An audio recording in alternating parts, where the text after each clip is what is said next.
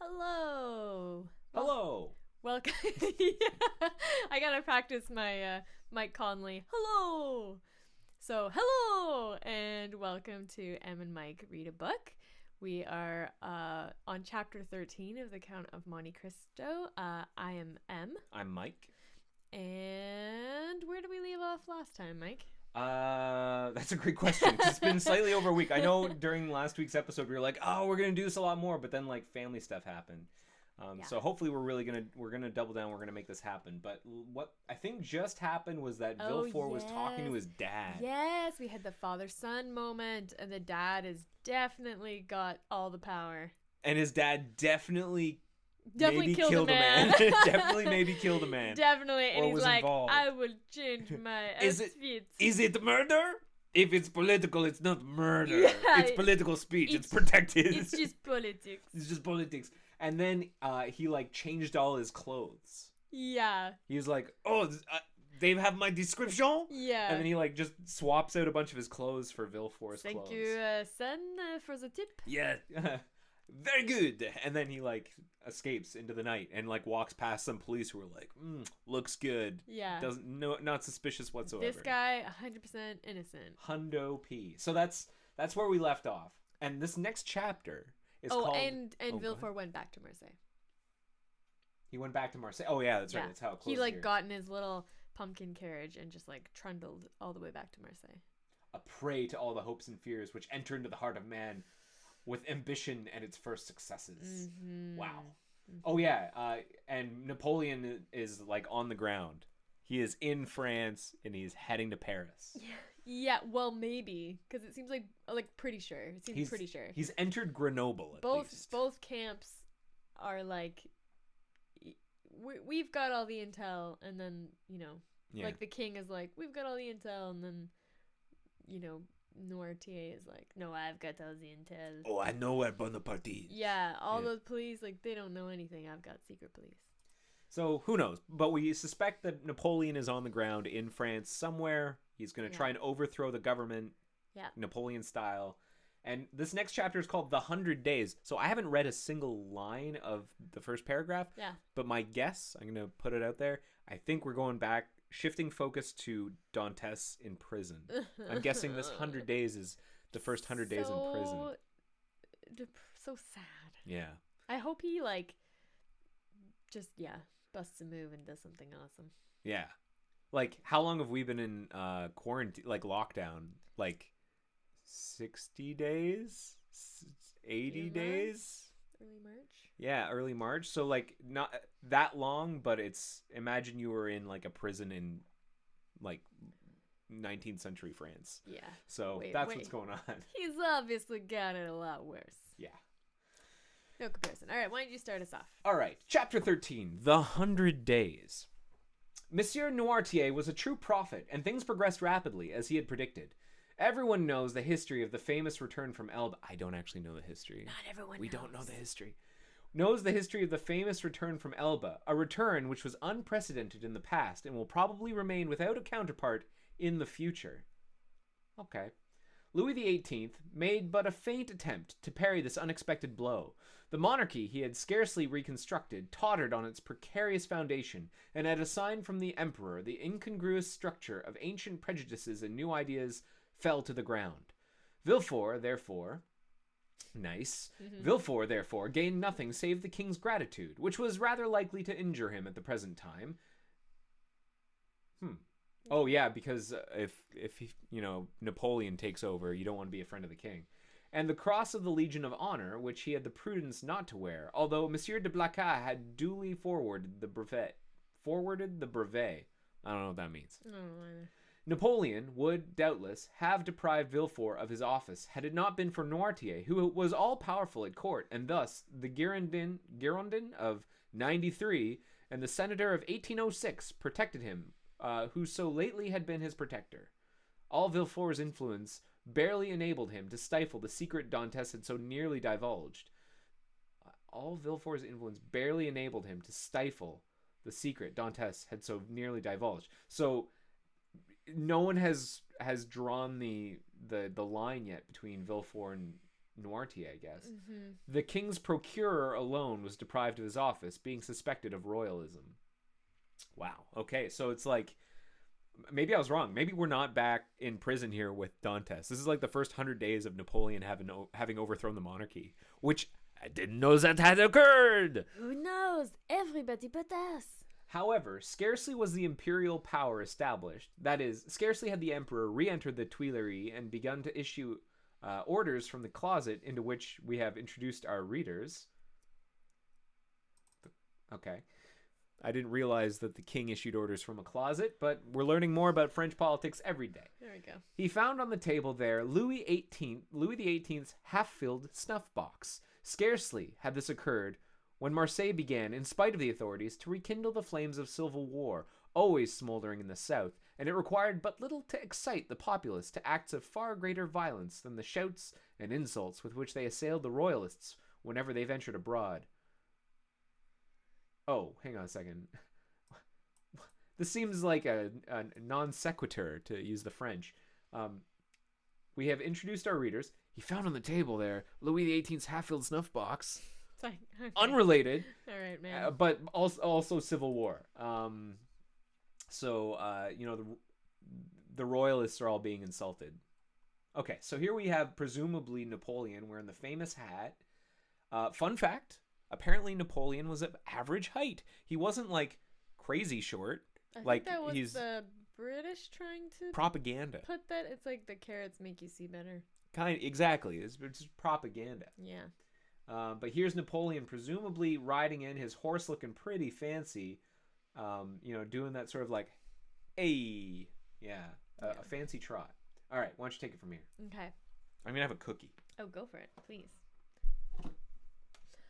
Owing to this change, the worthy ship owner became at that moment, we will not say all-powerful because Morel was a prudent and rather a timid man, so much so that many of the most zealous partisans of Bonaparte accused him of moderation, but sufficiently influential to make a demand in favor of Dantes. That's nice. Okay. Villefort retained his place, but his marriage was put off until a more favorable opportunity. If the emperor remained on the throne, Gerard required a different alliance to aid his career. If Louis XVIII returned, the influence of Monsieur de Saint-Méran, like his own, could be vastly increased, and the marriage be still more suitable. He's holding off because he's wondering whether to tie himself to his in-laws or not. What a son of a gun. Poor... He's such an opportunist. Ugh. He's a career asshole. Yes. The deputy procureur was, therefore, the first magistrate of Marseille, when one morning his door opened and Monsieur Morel was announced. Anyone else would have hastened to receive him, but Villefort was a man of ability, and he knew this would be a sign of weakness. He made Morel wait in the antechamber, although he had no one with him, for the simple reason that the king's procureur always makes everyone wait, and after passing a quarter of an hour in reading the papers, he ordered Monsieur Morel to be admitted. Such a power play. Mm-hmm. Monsieur just like swinging it around. Swinging his power tie. Red power tie, yeah. Morel expected Villefort would be dejected. He found him, as he had found him 6 weeks before, calm, firm, and full of that glacial politeness, that most insurmountable barrier which separates the well-bred from the vulgar man. I guess it's like a container for his emotions. He doesn't let... He's a Vulcan. He's got a... Yeah, there's a layer there, a protective layer that keeps him refined, cold, and intact. Cool. Yeah. He had entered Villefort's office, expecting that the magistrate would tremble at the sight of him. Okay, because I guess he got a little more power. Yeah. Okay. On the contrary, he felt a cold shudder all over him when he saw Villefort sitting there with his elbow on his desk and his head leaning in his hand. He stopped at the door. Villefort gazed at him as if he had some difficulty in recognizing him. Then, after a brief interval, during which the honest shipowner turned his hat in his hands, "Monsieur Morel, I believe," said Villefort. Yes, sir." "Come nearer," said the magistrate, with a patronizing wave of the hand, "and tell me to what circumstance I owe the honor of this visit." Do you not guess, monsieur? Asked Morel. Not in the least, but if I can serve you in any way, I shall be delighted. Everything depends on you. Explain yourself, pray. Monsieur, said Morel, recovering his assurance as he proceeded. Do you recollect that a few days before the landing of His Majesty the Emperor, I came to intercede for a young man, the mate of my ship, who was accused of being concerned in correspondence with the island of Elba? What was the other day a crime is today a title to favor. You then served Louis XVIII, and you did not show any favor. It was your duty today to you serve Napoleon, and you ought to protect him. It is equally your duty. Wait, hold up. You then served Louis XVIII, or hang on, 18th. 18. Yeah, Louis la 18. Wait, 18. 18, and you did not show any favor. It was your duty. Today you serve Napoleon, and you ought to protect him. It is equally your duty. I come, therefore, to ask what has become of him. Can I steal a cookie? By all means, steal a cookie. Here you go. Right. Today's episode is brought to you by oatmeal chocolate chip cookies, homemade. Made by Mike Conley. I think we both participated. There was a gentle assist from me, mostly moral support and taste testing. Morel support. Hi-yo! All right. So what do we have here? We've got Monsieur Morel, who is younger than I thought. You know, it looks like the illustrator's kind of drawing all these dudes the same, but with like very slight differences. Like they all have the same build. They all have like dark hair or white hair. Mm-hmm. But like, there's no way Monsieur Morel looks like that. I refuse to believe it. Yeah, he's supposed to be older. I just assumed he had white hair. He's older. He's wrinkles. A little more heavyset. Yeah. He's a man of like power who doesn't do much. So I picture him to not be quite so fit. And here is Villefort with his cool sunglasses. His daredevil look. Sunglasses. Yeah. He does kind of look like those are daredevil glasses. I think he's just been reading comics and he's like, this will make me look cool. Yeah. Murdoch. Yeah. Murdoch mode. Yes. All right. He is a lawyer. Villefort, by a strong effort, sought to control himself. What is his name? Said he. Tell me his name. Edmond Dantes. Villefort would probably have rather stood opposite the muzzle of a pistol at 25 paces than have heard this name spoken, but he did not blanch. Dantes, repeated he. Edmond Dantes. Yes, monsieur. Villefort opened a large register, then went to a table. From the table, turned to his registers, and then, turning to Morel. Are you quite sure you are not mistaken, monsieur? Said he, in the most natural tone in the world, like trying to play it cool. Sure you're not mistaken? You sure? Yeah. Dantes, did I hear that correctly? You sure you didn't mean, Dantes? Edmond Dantes? Yeah. Had Morel been a more quick-sighted man, or better versed in these matters, he would have been surprised at the king's procurer answering him on such a subject, instead of referring him to the governors of the prison or the prefect of the department. But Morel, disappointed in his expectations of exciting fear, was conscious only of the other's condescension. Villefort had calculated rightly. No, said Morel, I am not mistaken. I have known him for 10 years, the last 4 of which he was in my service. Do not you recollect? I came about 6 weeks ago to plead for clemency, as I come today to plead for justice. You received me very coldly. Oh, the royalists were very severe with the Bonapartists in those days. Oh, those days. Crazy times. Remember Louis XVIII? What a crazy time. Couple of months ago. It's like, wow. We had different, like, clothes. The money was different. Okay. Why don't you take it from here?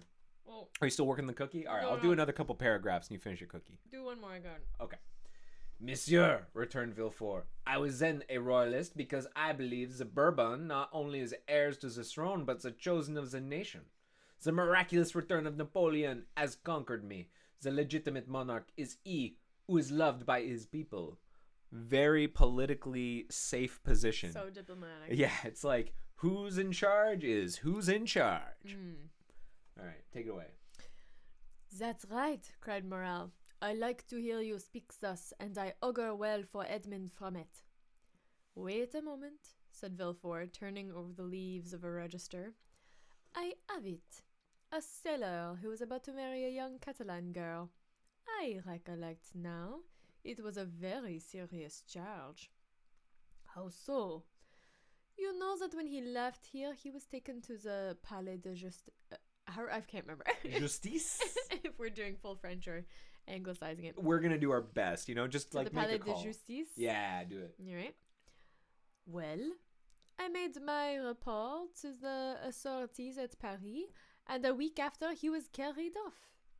Carried off, said Morel. What can they have done with him? Oh, he has been taken to Fenestrelle, to Pignerol, or to the Sainte Marguerite Islands. Some fine morning he will return to take command of your vessel. Come when he will, it shall be kept for him. But how is it he is not already returned? It seems to me the first care of government should be to set at liberty those who have suffered for their adherence to it. Do not be too hasty, Monsieur Morel. Don't be hasty. You can tell we've recently been watching Lord of the Rings. We're big nerds. Do not be too hasty, Monsieur Morel, replied Villefort. The order of imprisonment came from high authority, and the order for his liberation must proceed from the same source. And as Napoleon has scarcely been reinstated a fortnight, the letters have not yet been forwarded. But, said Morel, is there no way of expediting all these formalities, of releasing him from arrest? There has been no arrest. How? It is sometimes essential to government to cause a man's disappearance without leaving any traces, so that no written forms or documents may defeat their wishes. Periodically, we take a black bag and just put it over the head and drag you into the shadows. Rendition. No paperwork. There is a small prison camp just outside of, I don't know, Elba. Damn. How did he say that so, chilly? How is Morel not is that legal? I guess he's trying to, he's starting to come off almost as a spy master. Yeah, he's doing a lot of puffery. Yeah. You wouldn't understand, but it's that condescension of sometimes. In government, sometimes, got to rendition a man. Yeah, and it's mysterious. It's just the way it is. You would not understand. Yeah. It might be so under the Bourbons, but at present it has always been so, my dear Morel, since the reign of Louis XIV. Or you're going to do 14th. Nice. The Emperor is more strict in prison discipline than even Louis himself, and the number of prisoners whose names are not on the register is incalculable. Had Morel even any suspicions, so much kindness would have dispelled them. Is he being kind? The Emperor is more strict in prison discipline than even Louis himself, and the number of prisoners whose names are not on the register. So he's I don't even want to talk to the Emperor because he's more strict than Louis was? Well, the number of prisoners whose names are not on the register is incalculable. It's he's imprisoned so many people off the books. Right. Very, totally below board. Super off the books. Well, Monsieur de Villefort, how would you advise me to act? Asked he. Petition the minister. Oh, I know what that is. The minister receives 200 petitions every day and does not read 3. That is true, but he will read a petition countersigned and presented by me. And will you undertake to deliver it? Take it over. With the greatest pleasure. I think, in security terms, I don't believe Villefort has any intention of delivering this letter. No. In computer security, or in security in general, I think this is what's called a man-in-the-middle attack, where, this intermediary is no problem, I got you. Let me just take that letter and tear it quietly. And will you undertake to deliver it? With the greatest pleasure. Dantes was then guilty, and now he is innocent. And it is as much my duty to free him as it was to condemn him. Villefort thus forestalled any danger of an inquiry, which, however improbable it might be, if it did take place, would leave him defenseless. Okay, so he's always constructing these, elaborate, plausible deniabilities, protections, always just so political. What is he worried about, what would come out? If he... That he was doing all of this kind of, on his own. But Dantes doesn't He's worried that Dantes might come out and start an inquiry. Maybe. Mm. It's this, like, web of lies. Mm. And that's what's going to take him down. And I can't wait. I'm looking forward to it. I'm looking forward to it. But how shall I address the minister? Sit down, ears. Sit down there, said Villefort, giving up his place to Morel. And write what I dictate. Will you be so good? Certainly, but lose no time. We have lost too much already. That is true. Only think what the poor fellow may even now be suffering. Villefort shuddered at the suggestion, but he had gone too far to draw back. That's interesting. So maybe there's a glimmer of remorse? Mm. Or at least guilt. Where he's like, yeah, that probably sucks. Prison.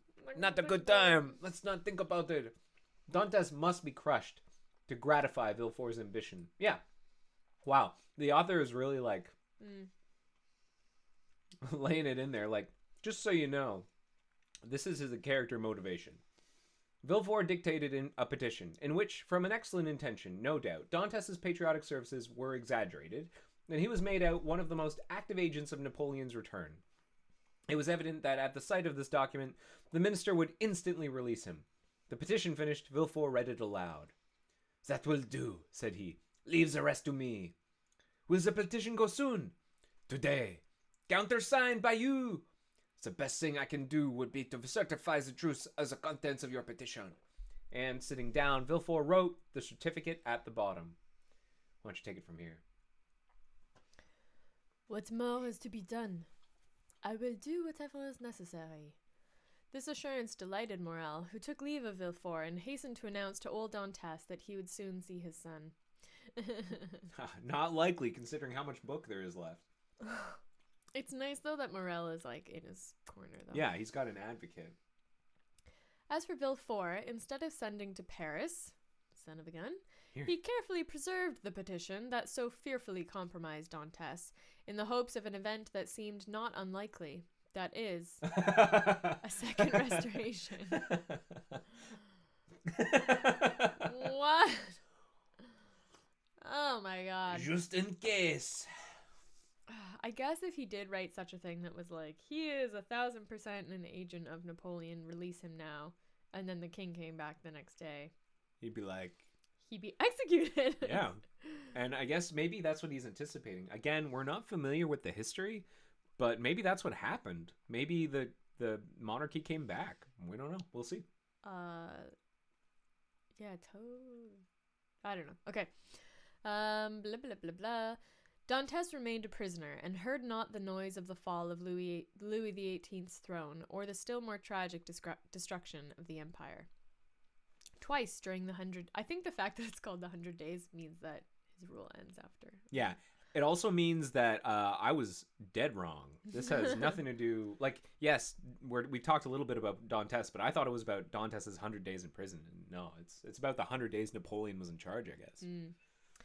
Twice during the 100 Days had Morel renewed his demand, and twice had Villefort soothed him with promises. At last there was Waterloo, and Morel came no more. He had done all that was in his power, and any fresh attempt would only compromise himself uselessly. Okay, so the Battle of Waterloo, that sounds familiar. So, monarchy coming back. Yeah. Back. Wow, what a struggle. What a struggle. Louis XVIII remounted the throne. Villefort, to whom Marseille had become filled with remorseful memories, sought and obtained the situation of king's procureur at Toulouse. He's like... How the hell is he? It's like a shell game here. Yeah, he's just so like good at being the toady of whoever's in charge. Yeah. And a fortnight afterwards, he married Mademoiselle de Saint-Méran, whose father now stood higher at court than ever. And so Dantes, after the 100 Days and after Waterloo, remained in his dungeon, forgotten of earth and heaven. Nice. He said sarcastically. I don't actually mean that that's nice. Danglars comprehended the full extent of the wretched fate that overwhelmed Dantes. And when Napoleon returned to France, he, after the manner of mediocre minds, termed the coincidence a decree of Providence. How do you term a coincidence? Oh, term the coincidence. He called the coincidence, yeah. Okay. A decree of Providence. But when Napoleon returned to Paris, Danglars' heart failed him, and he lived in constant fear of Dantès' return on a mission of vengeance. He therefore informed Monsieur Morel of his wish to quit the sea, and obtained a recommendation from him to a Spanish merchant, into whose service he entered at the end of March, that is, 10 or 12 days after Napoleon's return. He then left for Madrid, and was no more heard of. What? He's dead. No.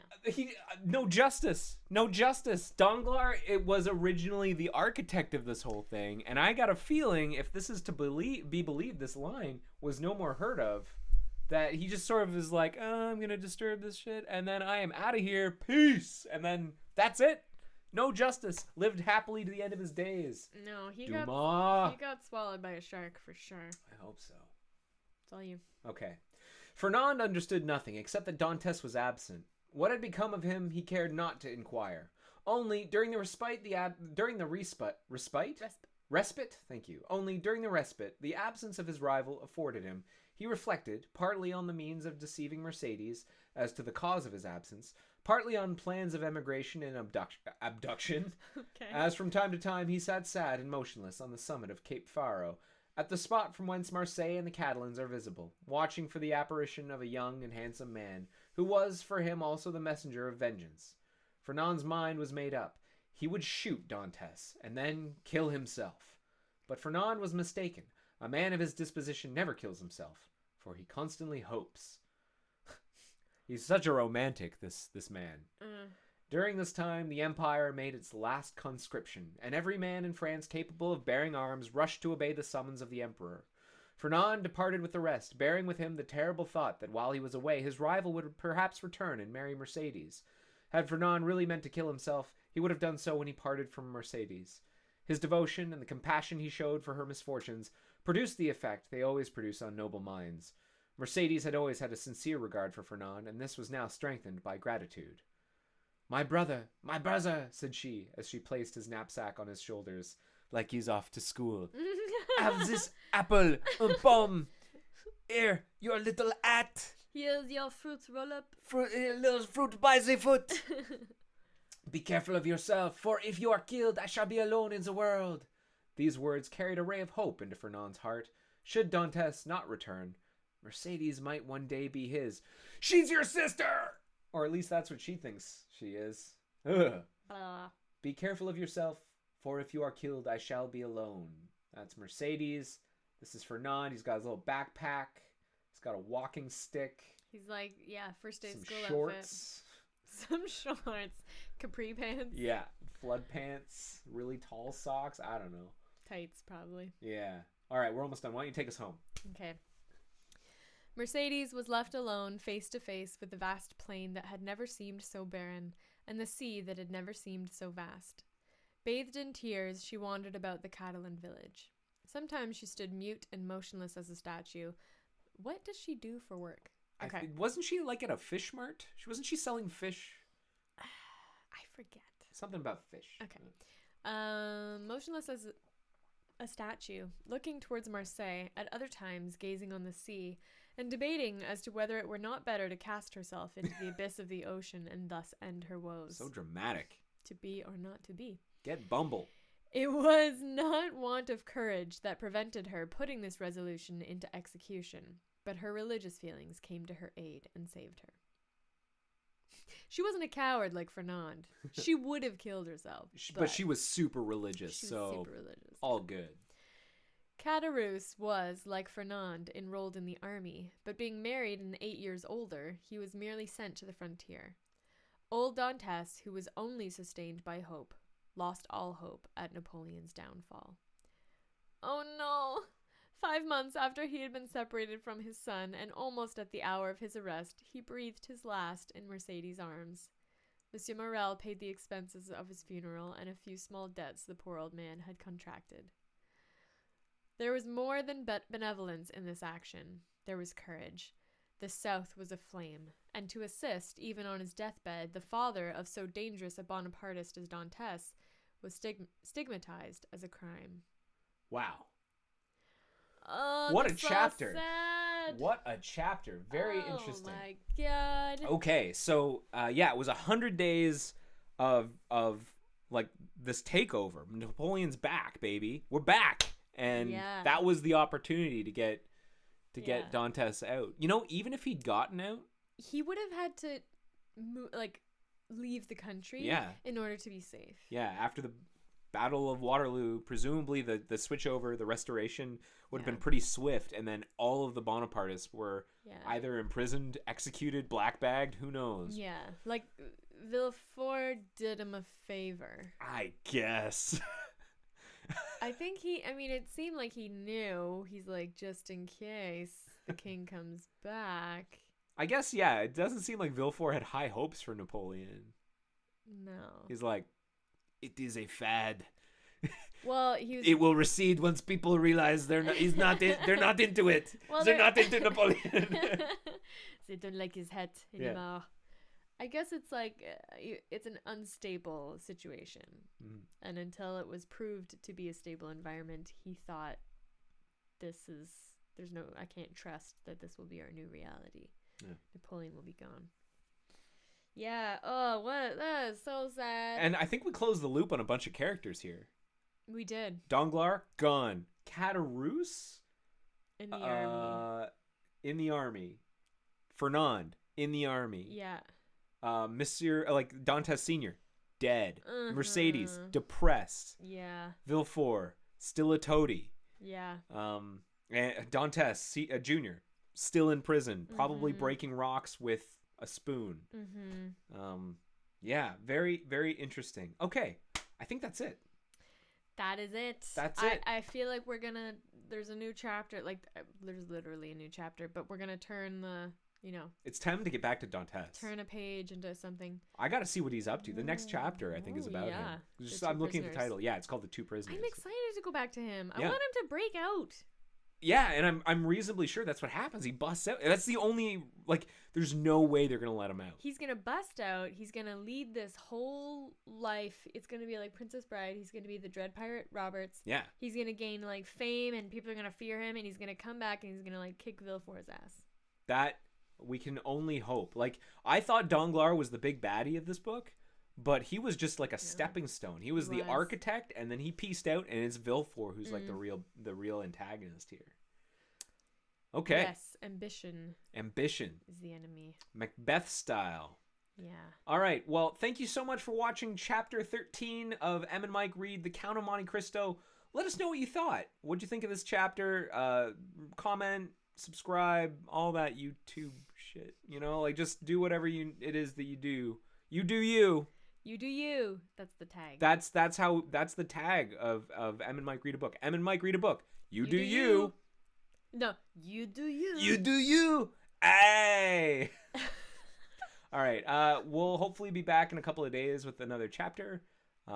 Just keep on trucking, and we'll see you soon. See you soon. Take care, everyone. Bye-bye. Bye.